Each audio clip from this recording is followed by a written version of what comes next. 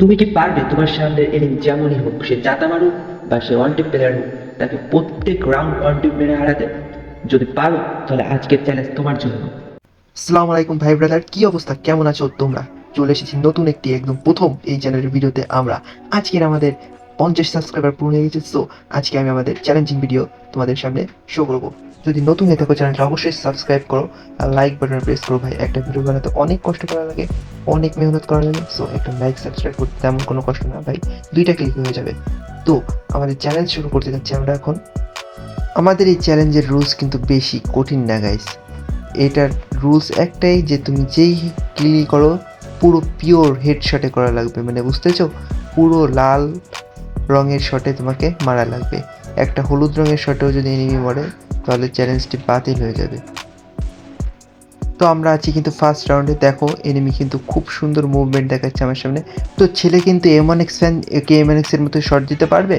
বলতে না বলতে ঠাস করে আমার চান্দি মান্দি উড়াই দিল ভাই। দেখো ভাই, মনে হচ্ছে চ্যালেঞ্জের ভিডিও ও বানাইতে আইসে, আমি না। যাই হোক, আমি ওকে বুঝাই দেবো নেক্সট রাউন্ড থেকে।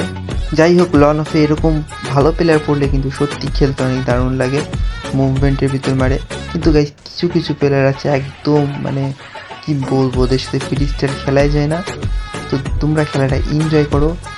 অবশ্যই ওকে এবার আমি বুঝাবো যে আমার হাতে ডেজার্ট থাকলে আমি কতটা ভয়ঙ্কর হতে পারি। তো গাইজ ও আমাকে যেহেতু মুভমেন্ট দেখেছিল, আমিও ভাবলাম একটু মুভমেন্ট ওকে দেখিয়ে দিই। বাট বেশিক্ষণ মুভমেন্ট করবো না, কারণ আমরা চ্যালেঞ্জের ভিডিও বানাতে আসছি। দেখো গাইজ, দেখো নাটকীয়তা দেখো, হালার পালা মুভমেন্ট দেখেও আবার নিজে মুভমেন্ট দেখাচ্ছে। বাট কোনো লাভ নেই ভাই, আই এম দ্য GOP7। এখন এই তো চান্দি মান্দি পুরো আকাশে উড়াই দেবো। দেখ ভাই দেখ মুভমেন্ট। যাই হোক গাইস, আসুক সামনে, আমি ওকে বেশি কষ্ট করে মারবো না। বাট অনেক হয়েছে ভাই, অনেক হয়েছে। এখন ওকে মারার ট্রাই করতেই হবে, কারণ আমরা চ্যালেঞ্জিং ভিডিও করতে আসছি, কোনো ফানি ভিডিও না। তো গাইস দেখো, আমি ওকে মারার চেষ্টা করছি, ও আমাকে মারার চেষ্টা করছে। বলতে না বলতে আমি ওকে আবার একটা শট দেওয়ার চেষ্টা করলাম, কিন্তু মিস হয়ে গেল। তো আমি কি পারবো কি চান্দে মান্দে উড়িয়ে দিতে? যদি পারি, ভিডিওতে যদি লাইক না করে দেখো তো অবশ্যই একটা লাইক করে দাও। ও বলতে না বলতে একটা দারুণ হেডশট আমি ওকে মেরে দিই। সো দেখো নেক্সট রাউন্ড কী হয়। সত্যি কথা বলতে কি, আমি ইউটিউব চ্যানেল খুলেছি মাত্র 22 দিন, আর 22 দিন আমার 50 জন সাবস্ক্রাইবার হয়ে গেছে গাইস। এতে আমি খুবই আনন্দিত আর খুবই খুশি বোধ করছি। তো গাইস এভাবে আমার পাশে থাকো আর আমার চ্যানেলটা শেয়ার করে অবশ্যই আমাকে সহযোগিতা করো। তো দেখতে পাচ্ছ গাইস, আমি এখন নিয়েছি M1014।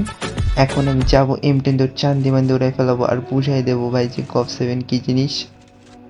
আমি এগিয়ে যাচ্ছি, কারণ এখন কোনো মুভমেন্ট দেখার টাইম নেই, যেহেতু আমি চ্যালেঞ্জিং ভিডিও করতে আছি। দেখো সুন্দর একটা হেডশটের সাথে ওকে আমি মাটিতে বসিয়ে দিলাম। M1X মাটিতে লুটোপুটি খাচ্ছে। তুমি যদি আমার ভিডিও আজকে নতুন দেখে থাকো তো অবশ্যই ভাই চ্যানেলটা সাবস্ক্রাইব করো ভাই। একটা ভিডিও আমি ছোটো ইউজার অনেক কষ্ট করে বানাই, একটা সাবস্ক্রাইব করলে তোমার কোনো ক্ষতি হবে না। সো দয়া করে তুমি একটা সাবস্ক্রাইব আমাকে করে দিয়ে যেও। দেখতেই পাচ্ছ আমার সামনে চলে এসেছে আবার M1X এর ফ্যান। আমি ওকে মুভমেন্ট দেখাচ্ছি ভাই, দেখ মুভমেন্ট দেখ।